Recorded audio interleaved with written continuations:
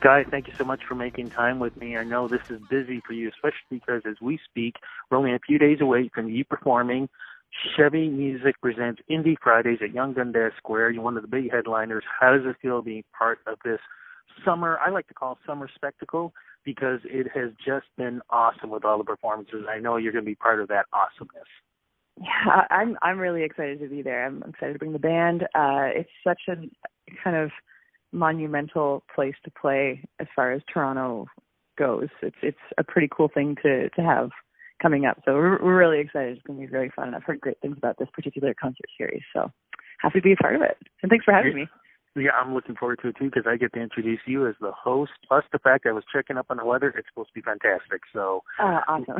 Yeah, it looks like a lot of people are coming down here. Now, I want to talk a little about your history because you live in Toronto, but you're from the East Coast, actually, right?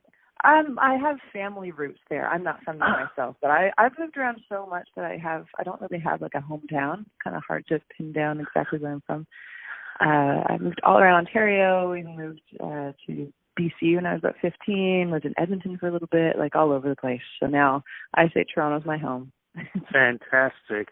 Doing all that, moving and stuff, how did that affect you musically, though? It's definitely given me kind of like an interest in storytelling, because you meet so many people along the way and you are kind of opened up to so many different environments and experiences that it does kind of I definitely piqued my interest early on in exploring that as far as the songwriting process goes. So with this last record, actually the concept of it, all of the songs are inspired by the stories of women that inspired me along the way, especially during these residencies that I wrote them during, which were in Dawson City, Yukon, and Western Newfoundland. Who were some of these women, please? So the first one that came out would have been the song called Swing Batter, which was inspired by a woman named Angelina Napolitano, who was a victim of domestic abuse. And her trial in 1911 kind of changed a lot in the court system of how these cases are dealt with and how victims of domestic abuse are treated. And so I wrote a song about her just because her story really affected me, and I wanted to write a kind of a testament to her and what she went through. Amazing. Absolutely amazing. Growing up, though, how were you, I think the way I want to ask is, looking at the world, as you grow up, the world changes and things like that. How was the change in the world affect you musically also? I think socially there is a lot of change going on. There's a lot of tumult, but there's also a lot of great change happening. And I think it's really important to be political within your art and within music and to engage in that change. And that provides I think it kind of like lights a fire in the arts, and it kind of connects people, and you can access that and kind of bring everyone together in that respect as well. So I think it's a cool thing that's happening. It's an inspiring thing that's happening, and it's also like fun to engage with myself, like as far as creating art.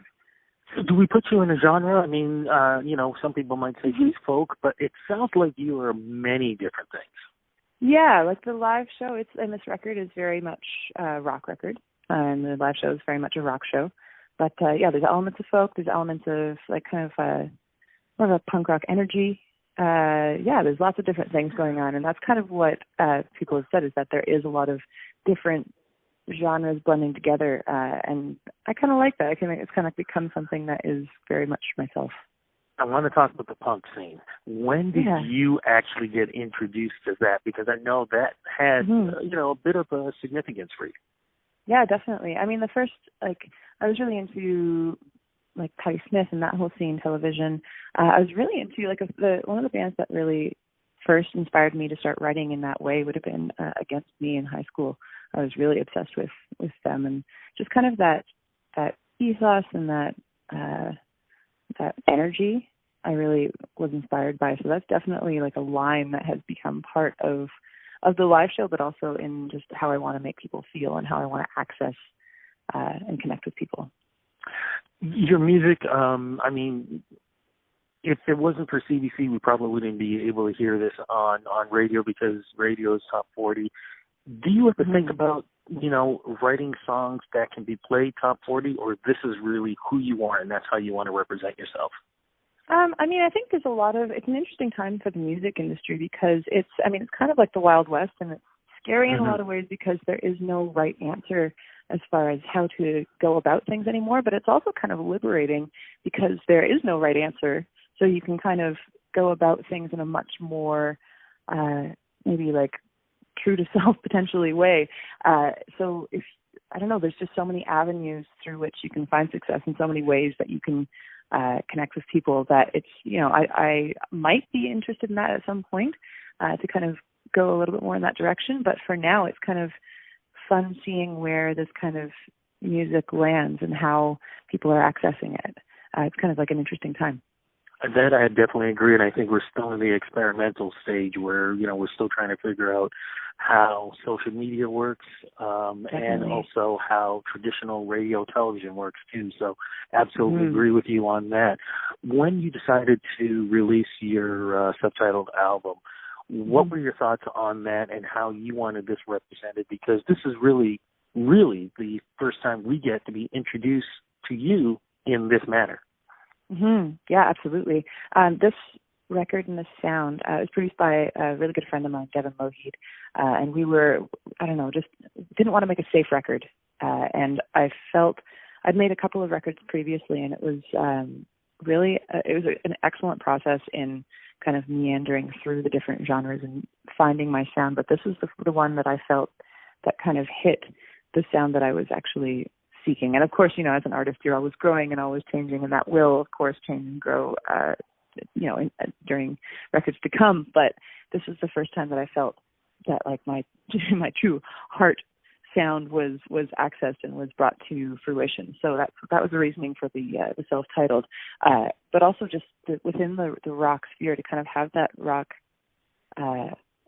be putting out a rock record, especially as a woman, it's a fun thing. It's like an interesting time as far as like wanting to take up space as a woman in rock music, and also try to, not focus on the whole, like the whole point of the thing being that it's female fronted. It's so much more than that, as far as just like being a person.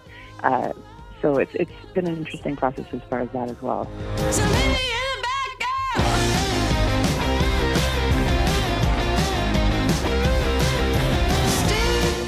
Here to that. Is this what we're going to be hearing? Like, what's the performance going to be like at Young Dundas Square when you're there?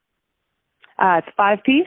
I have an excellent band. There's Devin Lougheed on guitar, Gina Kennedy on keys, Jenna Stroutman on bass, and Alfie Vino on drums. And we've been touring together in this configuration for a while now. It's pretty, high energy, loud, but also like lots of vocals, lots of layering, and we also love each other very much. So it's going to be a lot of that on stage. That's if you want to listen to the record, those are the songs that we're going to be playing quite a bit of for our set. Now, to pick up the album and to know more on what's going on with you, other shows and things like that, social media is the place to go these days. So where do we go to follow you? So if you go to skyewallace.com, that's all of the the website, as it were, but social media, Instagram, Skye Wallace Music. That's Skye with an E at the end, Skye. And then, Facebook, Skye Wallace, Twitter, Skye Wallace, all of those things. I post pretty regularly. This is going to be our last Toronto show for a little while, but we are coming back in November. We're doing a big tour with Matt Mays, and we're going to do a show at the Danforth with him on November 8th, so we're really stoked about that. But this is like our big send-off. That is awesome. I love Matt. Matt, great guy. Yeah. Great guy. Yeah, he's love wonderful. That. Well, looking forward to all this. Looking forward to seeing you on Friday. And just congratulations on the music and the success. And like I said, we will see you on Friday. Thanks again. Absolutely. Thanks so much for having me. Take care. Bye-bye. Bye.